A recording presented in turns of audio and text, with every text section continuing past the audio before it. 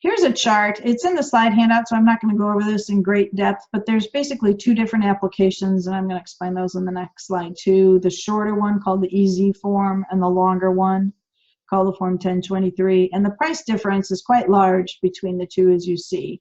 You guys are watching this webinar, so you're trying to cut out that professional help dollar amount in the middle and do it yourself.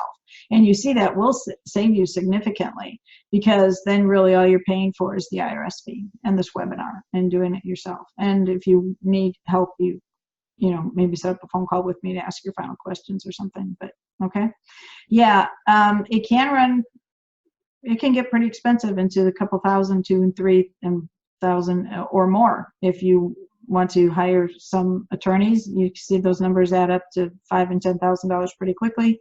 Although for small organizations and who are willing to do it themselves, like you guys are learning, can be fairly inexpensive. Okay, I do want to point out you need to apply for tax exempt status within a time frame of 27 months with the IRS. 27 months of your date of formation, which for most organizations is the date they became a nonprofit corporation in their state. Or if you're not a nonprofit corporation, the date your bylaws were adopted by your board as an unincorporated association. And so what happens is the IRS will backdate your tax exempt status to the date you were formed.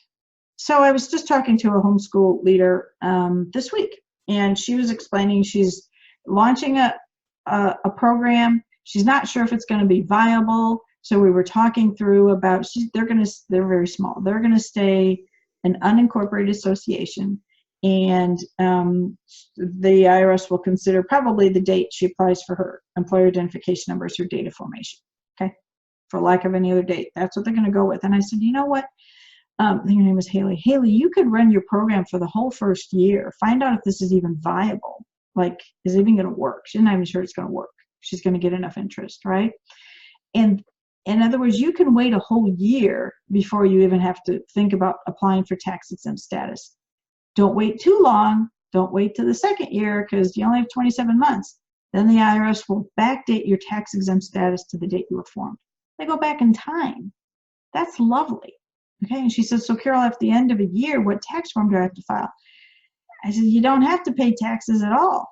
The IRS will consider you tax exempt back to the date you were formed, even if you wait a little while to apply. Sweet. Yeah, very generous of the IRS. Don't wait too long, though. You go longer than 27 months, they won't go back in time. They will only get you tax exempt status from the date you apply going forward. That means those 2 years you waited, you owe taxes. Yuck. Don't wait. It's my bottom line there. Don't wait. Get it done within 27 months of your date of formation. Okay.